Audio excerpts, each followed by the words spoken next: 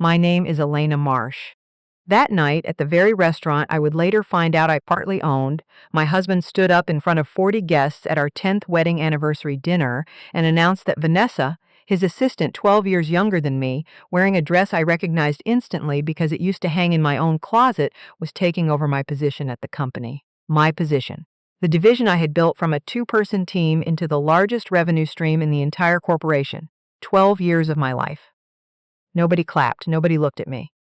My mother-in-law, Diane, just smiled into her wine glass like she'd been waiting for this moment since the day Marcus first brought me home to meet the family. Elena has given so much to this family, Diane said, loud enough for the whole table to hear, but every company needs fresh energy. I stood up. I didn't say a word. I picked up my purse and walked out of a restaurant that sat on a piece of real estate I didn't yet know I had a stake in. I didn't cry that night. I made exactly one phone call, and the voice that answered wasn't a lawyer. It was my father, the one nobody in my husband's family knew existed. Understand why that moment became the hinge of everything that came after. I need to take you back to the beginning.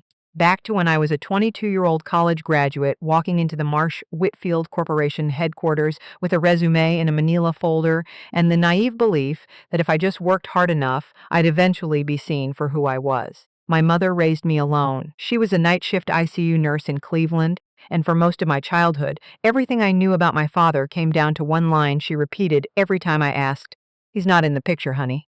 I grew up without much bitterness about it, without a lot of nagging curiosity, because my mother filled that space with enough love that I never felt like I was missing something essential. She taught me that dignity doesn't come from being acknowledged by someone else. It comes from acknowledging your own worth. I believed that for the first 28 years of my life, right up until I learned that a belief like that, however beautiful, can also be weaponized by people who'd rather you stay quiet.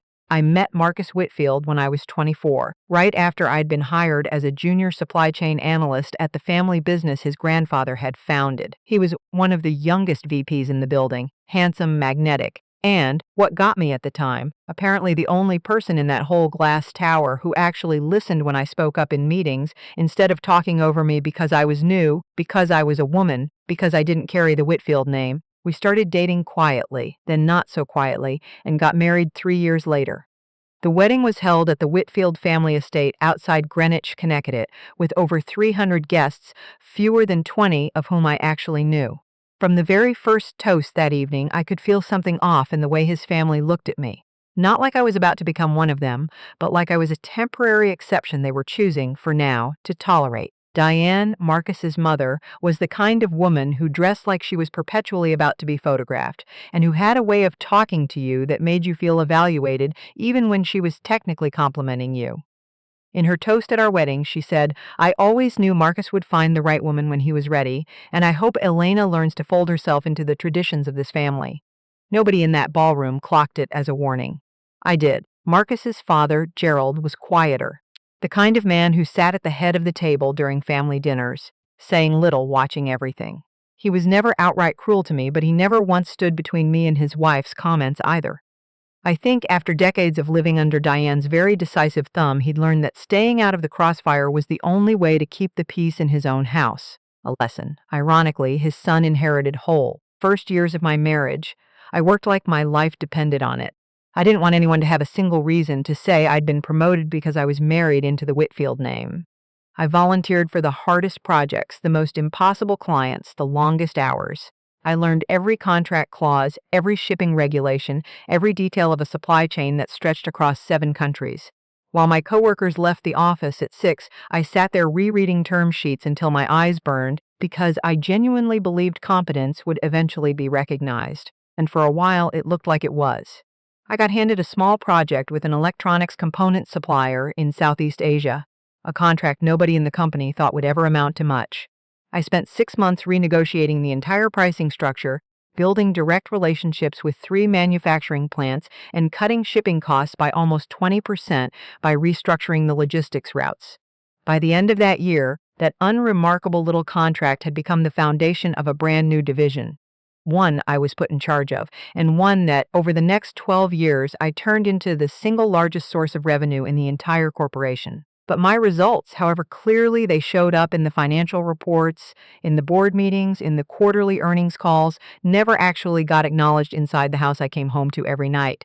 At family gatherings, Diane still introduced me to her friends as Marcus's wife. She helps out around the office a little. This the same week I'd closed a seven-figure deal. At first I told myself she just didn't understand the scope of what I did.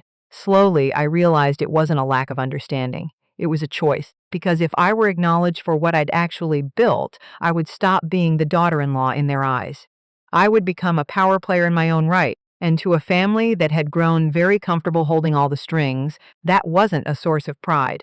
It was a threat. Marcus, in the early years, had been someone I trusted to be on my side. But over time, I started noticing a pattern that repeated itself over and over. Every time his mother said something that cut me down, he'd go quiet, laugh it off, or change the subject. He never publicly sided against me, but he never publicly stood up for me either. There was one dinner, I still remember it clearly, where Diane spent the entire meal criticizing how I was too focused on work to remember I'm supposed to be a wife. Afterward, I asked Marcus why he never said anything. He just shrugged and said, "That's just how my mom is, you know that. Don't let it get to you." That sentence, repeated in 100 different forms over more than a decade, taught me exactly the wrong lesson. That silence was the price of keeping the family peace.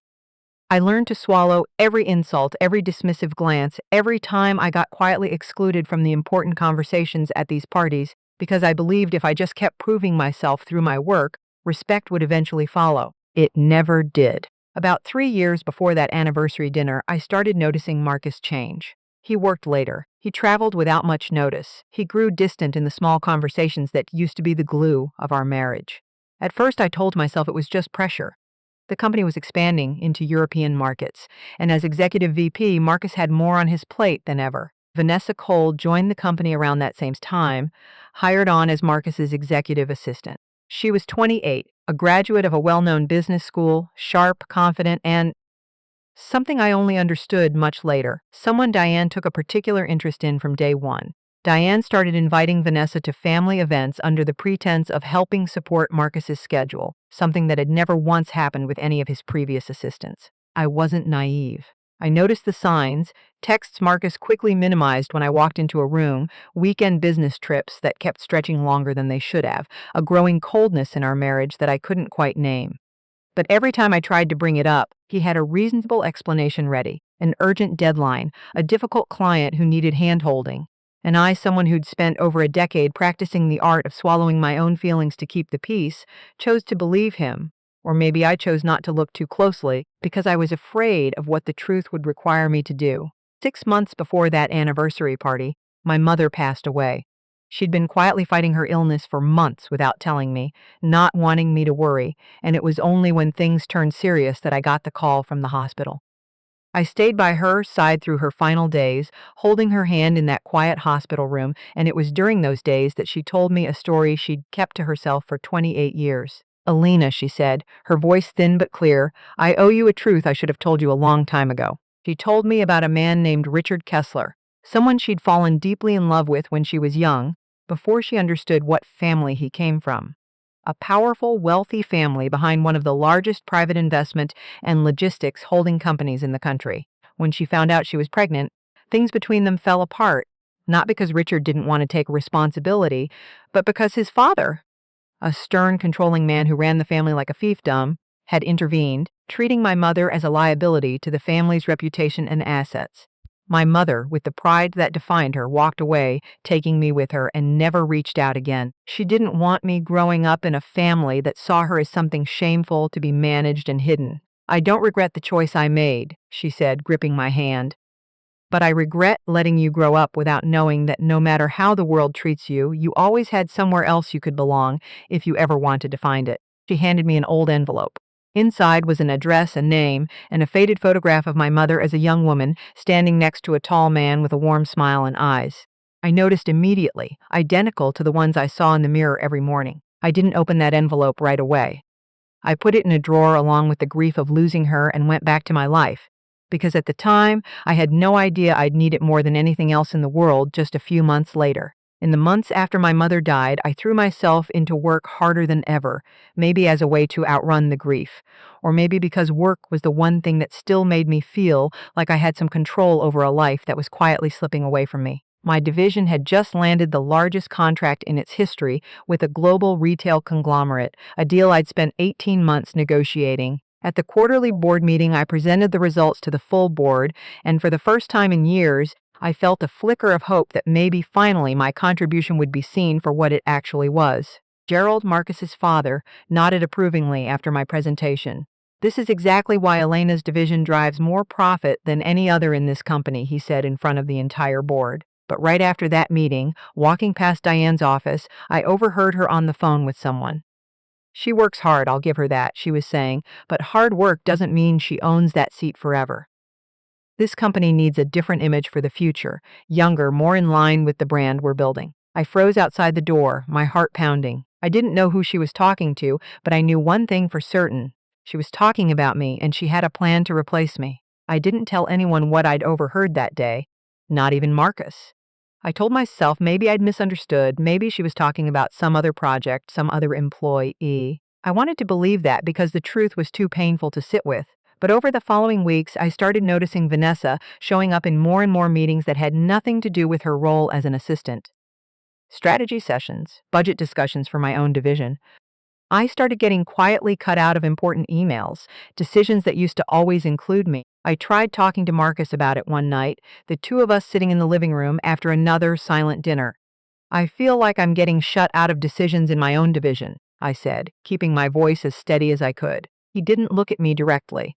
"You're imagining things, Elena. The company's restructuring, a lot is changing right now. Don't make everything personal." But how could I not make it personal when the very man I called my husband, my partner, was standing shoulder to shoulder with the people quietly pushing me out? The night of that anniversary dinner, the one that changed everything, was held at one of the most upscale restaurants in the city, a converted warehouse down by the waterfront, exposed brick, warm amber lighting. I'd spent the whole week preparing, not because I still had any romantic hope left for a marriage that was quietly falling apart, but because I wanted at least one more time to prove to myself that I had tried everything I could to save what was left of it. I wore the navy dress Marcus once told me was his favorite, did my hair carefully, and got to the restaurant 30 minutes early to make sure everything was set up exactly the way I wanted.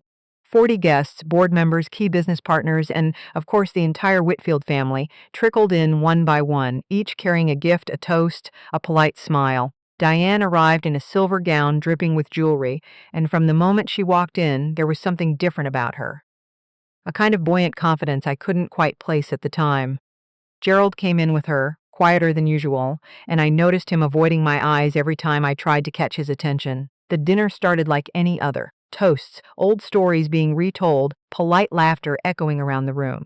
But there was something wrong in the air, a tension I could feel but couldn't put my finger on. I noticed Vanessa sitting at a table near the small stage, wearing a cream silk dress I recognized instantly. It was the dress I'd bought in Milan 2 years earlier, the one I'd left at the office intending to have the waist altered, and which had then disappeared for reasons I never got to the bottom of. At the time, I figured cleaning staff had accidentally thrown it out. Watching Vanessa wear it now, every piece of the puzzle clicked into place. When it came time for toasts, Marcus stood up, wine glass in hand, tapping it gently to get the room's attention. I sat there smiling, bracing myself for the usual anniversary speech. Maybe some mention of the years we'd built the company together. Maybe a sweet memory from our early dating days. But what he said wasn't what I expected. He started with the usual corporate language about change, about vision, about the need to modernize leadership to keep pace with the shifting market. I sat there, my smile slowly hardening on my face, as I realized he wasn't speaking generally about the company. He was talking about me. "Over the past 12 years, he said, his tone as clinical as if he were reading off a quarterly report, "Elena has made undeniable contributions to the growth of this company." He paused, took a sip of wine. "But as we move into our next phase of expansion, the board has decided it's time for fresh energy, a new vision for this division." He turned and, with an almost formal gesture, invited Vanessa to stand. "Starting next month, Vanessa Cole will be taking over as head of the Global Supply Chain Division." The entire room went silent. I could feel the eyes of 40 guests locked on me, waiting for my reaction, like I was the lead in a play I'd never been given the script for. Then Diane's voice cut through the silence. Alina has given so much to this family, she said, her tone sickly sweet, loud enough that the whole table heard it. But every company needs fresh energy. I looked around the room.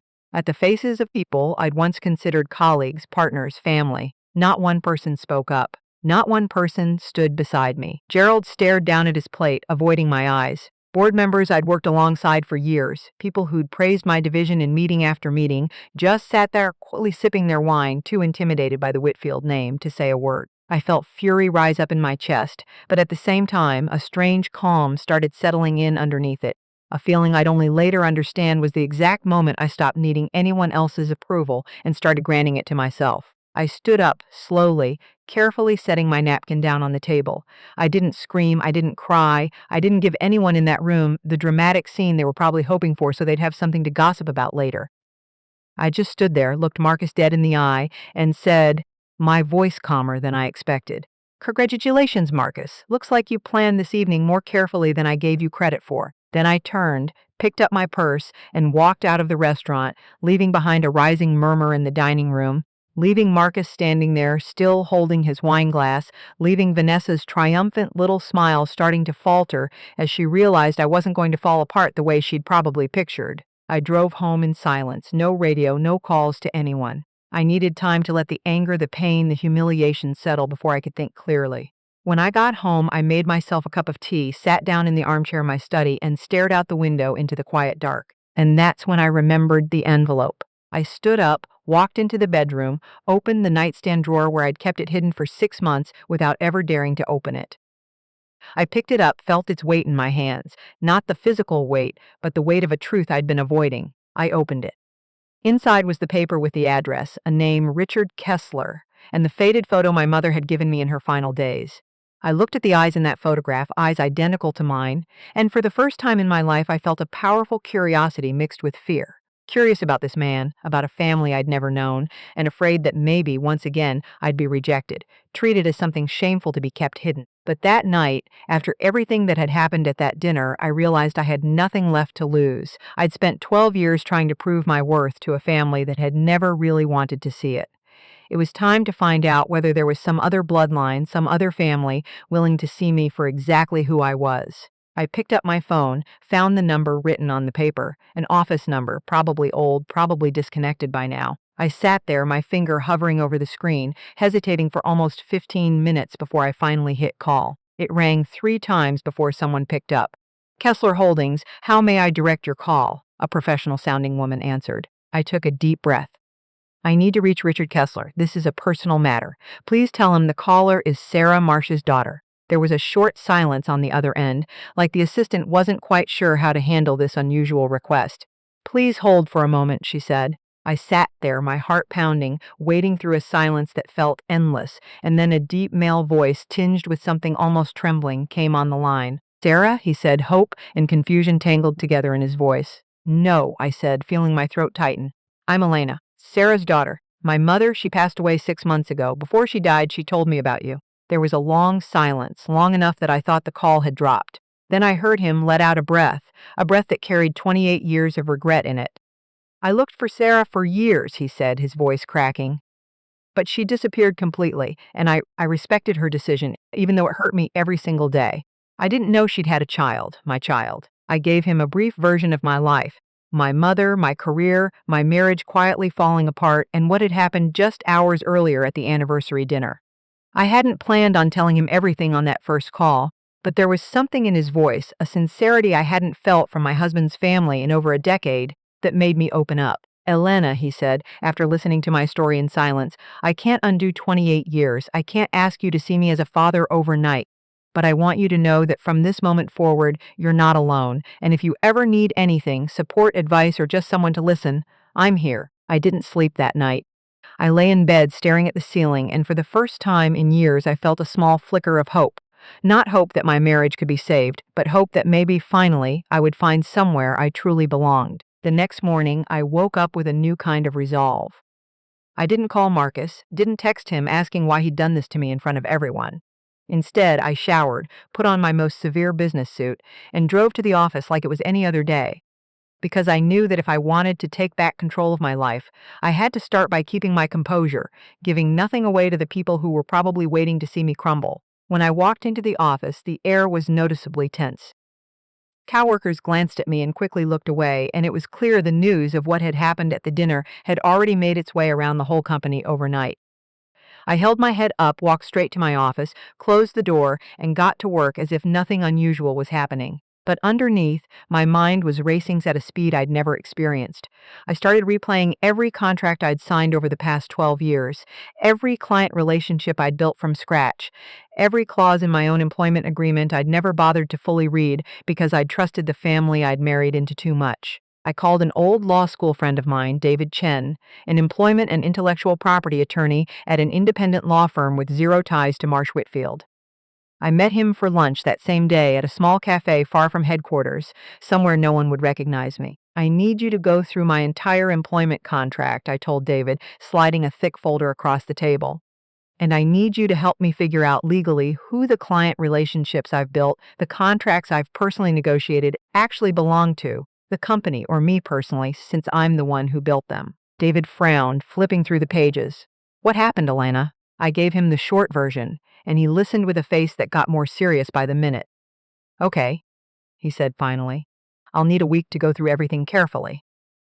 But at a glance, I'm not seeing a clear non-compete clause covering client relationships you developed outside your originally assigned scope, which means there's a real possibility a lot of these key partners could legally be considered your personal intellectual property, not the company's." That was the first spark of a plan I still didn't fully dare to picture at the time. But it was enough to make me understand I wasn't as powerless as the Whitfield family wanted me to believe. Over the following weeks, I lived a kind of double life. During the day, I still showed up at the office, still did my work with total professionalism, giving no sign that I was preparing for something much bigger.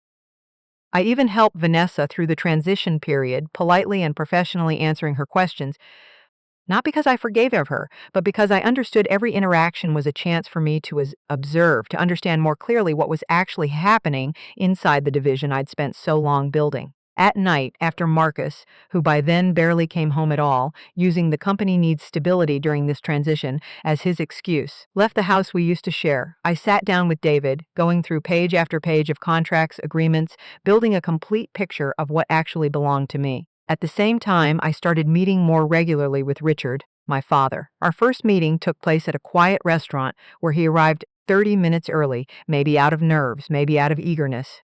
When I walked in, I recognized him immediately, tall, silver hair neatly combed, and those eyes, the ones identical to mine, glistening with an emotion he could barely hold back at the sight of me. "You have your mother's smile," he said, his voice unsteady, "but the eyes are mine." We talked for 3 hours that day, not about business, not about revenge plans, just two people trying to fill a 28-year gap.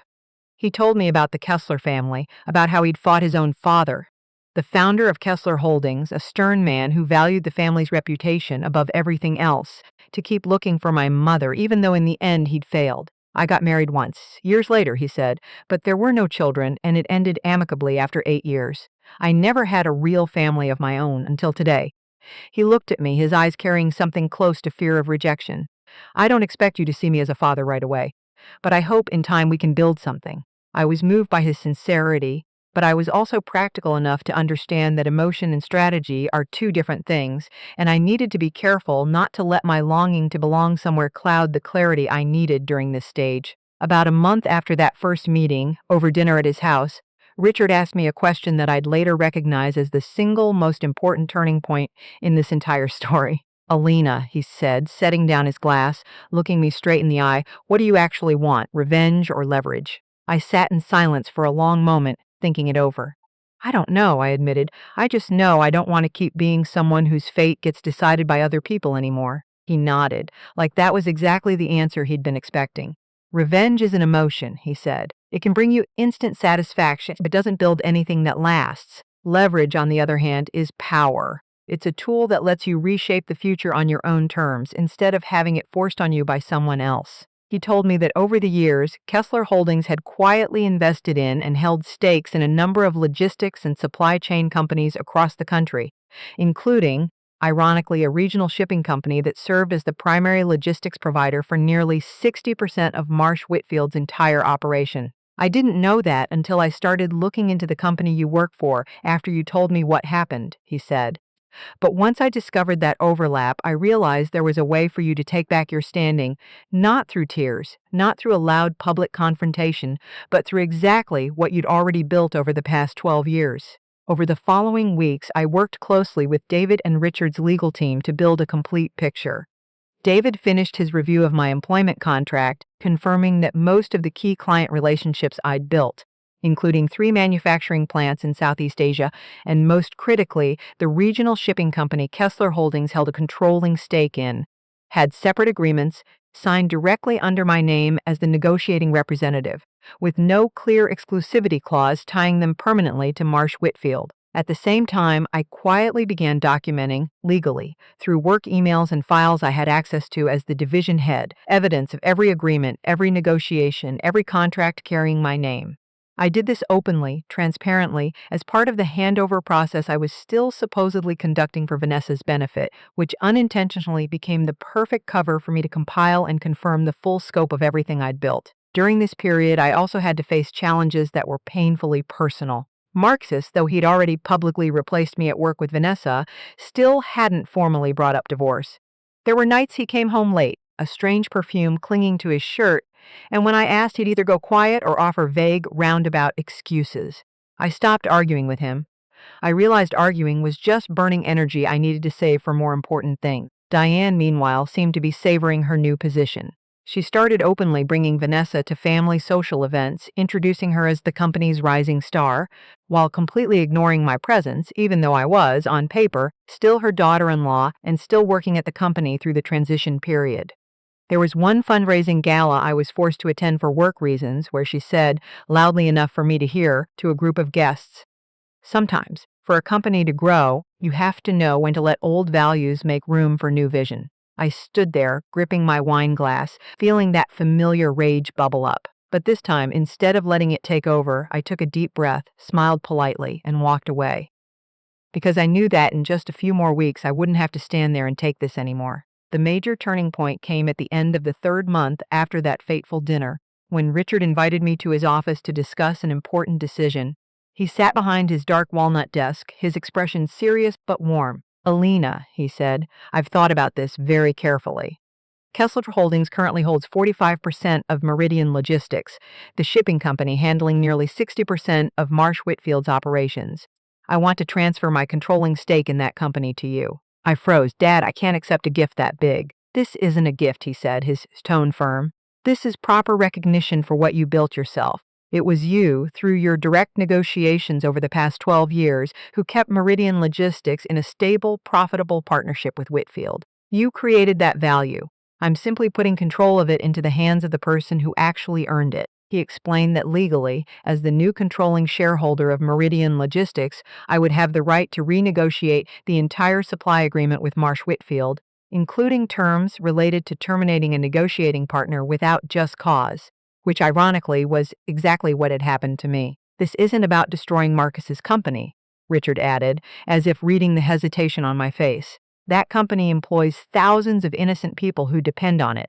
This is about making sure that when the truth comes out, you're the one with the deciding voice, not the one getting pushed aside." I said yes. Not out of a hunger for power, but because I understood this was the tool that would finally force the truth to be seen, something 12 years of hard work alone had never managed to do. Over the next 2 weeks, Richard's lawyers and David worked around the clock to complete the transfer of shares legally, transparently, fully documented in corporate filings. At the same time, I received official notice of the upcoming quarterly board meeting for Marsh Whitfield, an important meeting with the full board and key investors in attendance, where Marcus, now recently appointed CEO as his father quietly stepped back, would present the company's growth report and next year's expansion plan, with Vanessa standing beside him in her new role as head of the supply chain division. That was the moment I'd been waiting for. The morning of the board meeting, I woke up early, got ready with care, not out of anxiety, but with a strange calm I'd never felt in 12 years of marriage.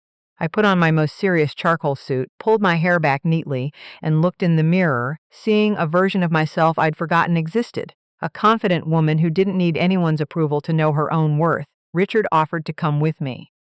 "You don't have to do this alone," he said as we sat in the car heading toward Marsh Whitfield headquarters. "But if you want, I'll be there. Not to speak for you, but so you know you're not doing this by yourself." I nodded, squeezed his hand for a moment. "I want you there," I said, "but this is my story to tell." We walked into the boardroom just as Marcus was starting his presentation. The large room, floor-to-ceiling windows, morning light pouring in across the familiar faces seated around the long oval table, board members, major investor representatives, and in the front row, Diane sitting up straight, beaming proudly at her son as he walked through the growth numbers. Our arrival stopped the room cold. Marcus paused mid-sentence, staring at me in shock, then his eyes shifted to Richard, clearly confused about what was happening. Diane shot up out of her chair, an almost instinctive reaction to a threat she hadn't yet identified. "Elena," Marcus said, trying to keep his tone level in front of the investors, "this is an important internal meeting. You don't have an appointment." "I know," I said, my voice calm but carrying clearly across the room. "But I believe what I'm about to share is more important than the rest of this presentation." I walked toward the oval table, not as a scorned wife there to make a scene, but as I was about to announce a business partner with a decisive voice in this company's future. "Before we move on to discussing next year's expansion plan," I said, looking around the room, "I think the board should know about an important change in the ownership structure of one of our most strategic supply partners." I motioned to Richard, who stepped up beside me and briefly introduced himself, chairman of Kessler Holdings, which made a few board members, savvy enough about the investment world to know that name, start exchanging nervous glances. "As some of you may already know," Richard said, his tone professional, devoid of personal emotion, Meridian Logistics currently handles nearly 60% of the shipping and supply chain operations for Marsh Whitfield. "I'm pleased to announce that, as of last week, controlling ownership of Meridian Logistics has officially been transferred to a new shareholder." He turned to me. "I'll hand it over to Miss Elena Kessler Marsh, the new controlling owner of Meridian Logistics, to walk you through the details." My name, Elena Kessler Marsh, landed in that boardroom like a thunderclap. I watched Diane go pale, her hand gripping the back of her chair to steady herself. Marcus stood there, mouth half open, unable to get a single word out. "That's right," I said, my tone still carrying that same cold, level calm. "I understand this might come as a surprise to a lot of people in this room, especially the Whitfield family, who, over the past 12 years, have gotten used to treating me as, quote, the daughter-in-law who helps out around the office a little." Diane's words, if I'm remembering correctly. Few board members couldn't help but glance at each other, clearly having heard that exact phrase, or something close to it before. "But the truth," I continued, "is that I was the one, not anyone else in this room, who personally negotiated and maintained the partnership with Meridian Logistics for the past 12 years. Every contract, every preferred pricing clause, every priority shipping arrangement this company currently enjoys is based on a personal relationship I built, not on the Whitfield name." I opened the folder I'd brought with me, laying it on the table in front of the board.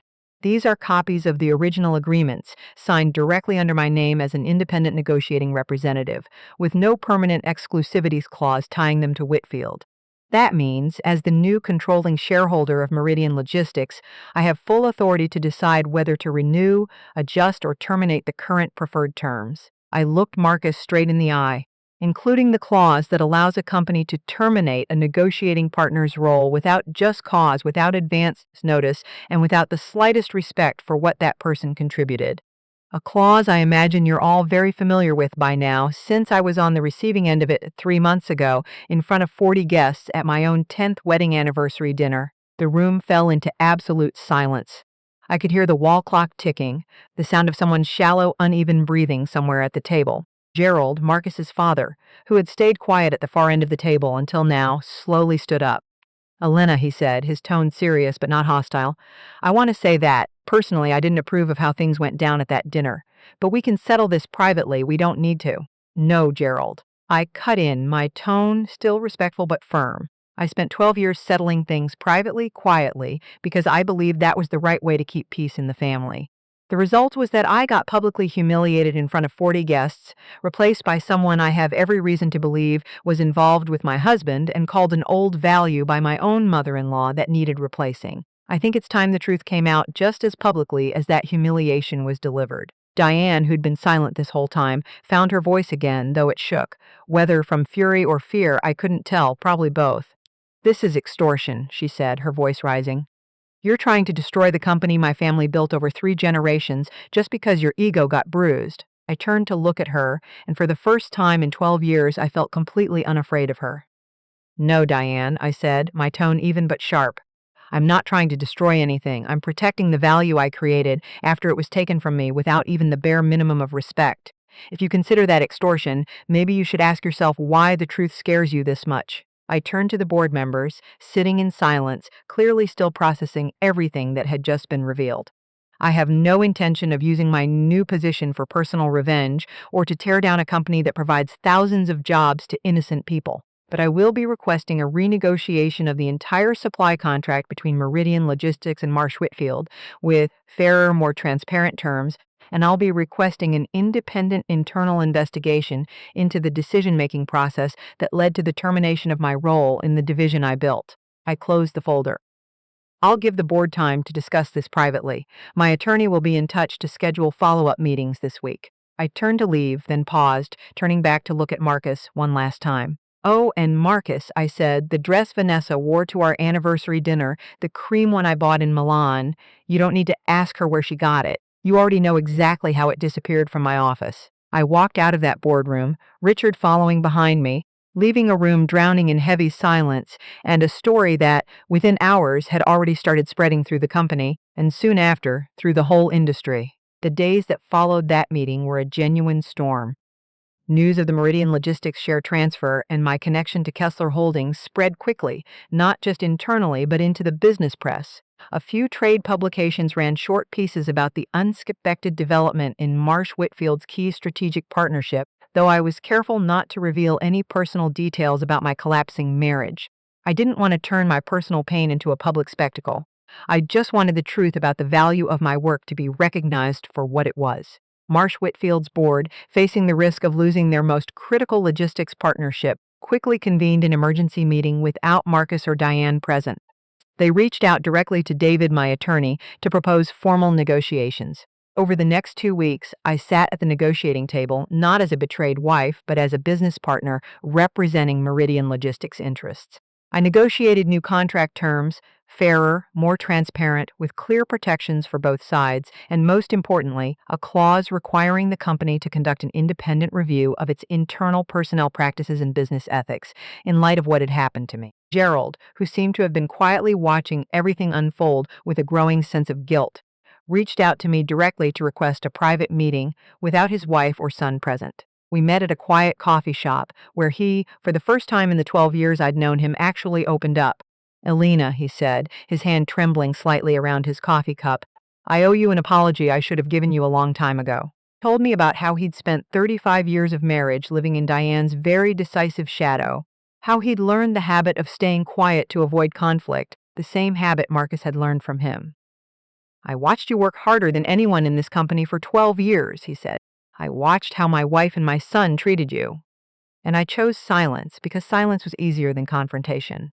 That's a mistake I'm going to have to live with for the rest of my life." I listened to him, feeling the sincerity in his words, but I also didn't let it soften me too much. "I appreciate you saying this, Gerald," I said, "but an apology only means something when it comes with real change behind it. I don't need you to pick sides in your own family's drama. But if you're genuinely sorry about what happened, I hope you'll support a fair, transparent review process at this company, not just for me, but for anyone else who might end up in a similar position down the line." He nodded. "I'll do that," he said, "and I'll talk to Marcus. He needs to understand that what he did wasn't just a bad business decision, it was a betrayal of the person who stood beside him for 12 years. Meanwhile, Marcus and Vanessa's relationship, which had been hiding behind the cover story of a work handover, could no longer stay under wraps.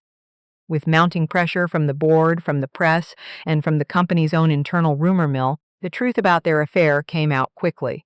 A few employees, people who'd previously stayed quiet out of fear for their careers, started coming forward to HR and the independent review committee I'd requested, about suspicious business trips, inappropriate emails, moments of closeness that had previously been swept under the rug because Marcus held too much power inside the company.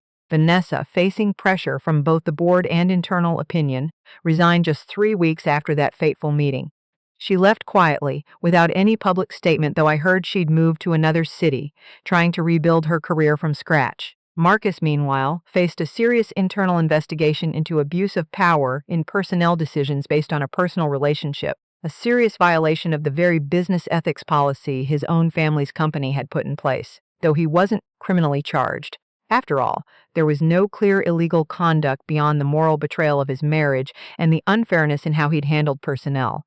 He was forced to step down from the CEO role he'd just been appointed to, ceding it to an interim management committee designated by the board, while the company began searching for a new CEO from outside the family. The first time in 3 generations that had ever happened at Marsh Whitfield, I didn't feel any joy watching Marcus's downfall. Some part of me, the part that had loved him for 12 years, still felt a pang watching the man who used to be my partner fall this far. But I also understood this wasn't something I'd done to him. This was the natural consequence of choices he himself had made, choices he'd chosen to make in the dark, believing they'd never see the light of day. Our divorce moved quickly and, surprisingly, without as much bitterness as I'd feared. With David's help, I made sure all my personal assets, including the Meridian Logistics shares, the personal investments I'd accumulated over 12 years of work, and most importantly, intellectual property rights over the client relationships I'd built myself, were fully protected, kept entirely separate from any dispute over the Whitfield family's shared assets. Marcus, in our final meeting at the law office to sign the divorce papers, looked at me with an expression I'd never seen from him before. Not anger, not resentment, but a deep, almost desperate regret. "I never thought things would go this far," he said, his voice hoarse. "I know," I replied, my tone no longer angry, just tired, and carrying something close to pity. "But you also never really thought about how everything would affect me, did you? For 12 years, you let your mother humiliate me, you let the company dismiss my contributions, and in the end, you publicly replaced me with your mistress in front of 40 guests. You never thought about the consequences, Marcus, because you never really believed I'd have the nerve to stand up against it." He had no answer for that, because the truth was there was nothing left for him to say. After the divorce was finalized, I spent a few months rebuilding my life. I moved into a new apartment, smaller but entirely my own, carrying no trace of the marriage that had ended. I took my first solo trip in years, going to places I'd always wanted to see but never had time for, because I'd always put my career and my marriage ahead of my own needs. And I spent more time with Richard, who over time had become a real father figure in my life. Not in some perfect storybook way, but in an honest way, full of awkward early moments of learning to understand each other, and gradually a deep bond I never would have dared to dream of. "You know," he said to me one evening as we cooked dinner together at his house, something that had slowly become our weekly ritual. "When you first called me, I thought maybe life was giving me a second chance I didn't deserve. But watching you weather everything that happened, watching you take back control of your life not through cruelty, but through steadiness and fairness, I realized you never needed me to become strong. You were always strong. I was just lucky enough to be there, to see it. About a year after that fateful anniversary dinner, I founded my own company, a supply chain and logistic consulting firm, working closely with Meridian Logistics, but operating fully independently, with my own name on the office door for the first time in my life. I brought on a few former colleagues from Marsh Whitfield, people who'd quietly supported me through the hardest stretch, people who believed in my ability more than in the family name I'd once married into. The company I built wasn't as large as the Marsh Whitfield Corporation, but it grew fast, built on exactly the principles I wished I'd been treated with for those 12 years. Transparency, fairness, and real respect for every individual's ability, regardless of what last name they carried, regardless of what family connections they had or didn't have. As for Marsh Whitfield, the company continued operating under a newly hired outside CEO, with its logistics supply contract renegotiated fairly with Meridian Logistics, the company where I remain the controlling shareholder, though I chose not to get involved in day-to-day management, focusing instead on my own consulting firm. Marcus, after stepping down from his executive role, kept a much lower profile, and I heard he'd started seeing a therapist to work through what he called his habit of living for other people's approval. A journey I hoped, however late it came, would help him become a better person, if not for me, then for whoever he crossed paths with in the future. Diane, who had once stood at the peak of power, deciding the fates of the people around her, now had to face the reality that her influence in the family company had shrunk considerably after everything came out. And her relationship with her own son, who after months of therapy had started questioning the lessons his mother had spent his whole life teaching him, had grown more strained than ever. I never reached out to her, and she never reached out to me. Maybe that was the best outcome for both of us. An ending that needed no explanation, no manufactured forgiveness, just a chapter that had quietly closed. Looking back on the whole journey, I realized what I'd actually learned wasn't some lesson about how to pull off a spectacular act of revenge, even though I understand why my story, when it's told, tends to get framed that way. What I really learned was a lesson about the value of truth and about the price of silence. For 12 years, I believed silence was how you kept the peace, that endurance was how you proved your love and commitment. But the truth was, my silence never brought peace. It only taught the people around me that they could keep disrespecting me without ever facing a single consequence for it. My silence, without my ever intending it, became complicity in the very injustice I was suffering. I also learned a person's worth doesn't depend on whether someone else chooses to acknowledge it. I spent 12 years trying to prove my worth to a family that never really wanted to see it, because seeing it would have meant sharing power they didn't want to share. It was only when I stopped chasing their approval and started granting myself that recognition through concrete action, through protecting what I'd built with my own hands, that I finally found real freedom. And in the end, I learned that family doesn't have to mean the people you happen to share blood with or the people you happen to marry. Family, in a deeper sense, is the people who choose to stand beside you when the truth needs to be told, the people who see you for exactly who you are, not for the role they'd rather force you into. Richard, the father I'd only known for the final year of this whole journey, taught me that lesson in the most profound way. He didn't rescue me from my circumstances. I'd already built the foundation for that change myself through 12 years of hard work, 12 years of building experience and relationships that eventually became my leverage. What he did was hand me proof of a truth I'd always known deep down, but had never quite dared to fully believe, that I was never just a temporary placeholder, an old value to be phased out. I was always the one who created every ounce of real value in that boardroom. It just took losing everything I thought I depended on for me to finally prove that. To them, and more importantly, to myself. There's one more piece of this story I haven't told yet, and it happened almost 18 months after that anniversary dinner, at a moment I never expected to matter as much as it did. My consulting firm had grown enough by then that I needed to hire a small operations team, and one of the first people I brought on was a young analyst named Sophia Reyes, fresh out of business school, sharp and hungry in a way that reminded me painfully of myself at 22. During her first week, she came into my office nervous, holding a printout of a contract she wasn't sure how to interpret. "I don't want to seem like I'm overstepping," she said, "but I noticed this clause looks like it could be read two different ways, and I wasn't sure if I should just fix it myself or flag it for you first." I looked at what she'd found. A small ambiguity in a shipping liability clause that, if left alone, could have cost a client thousands of dollars down the line.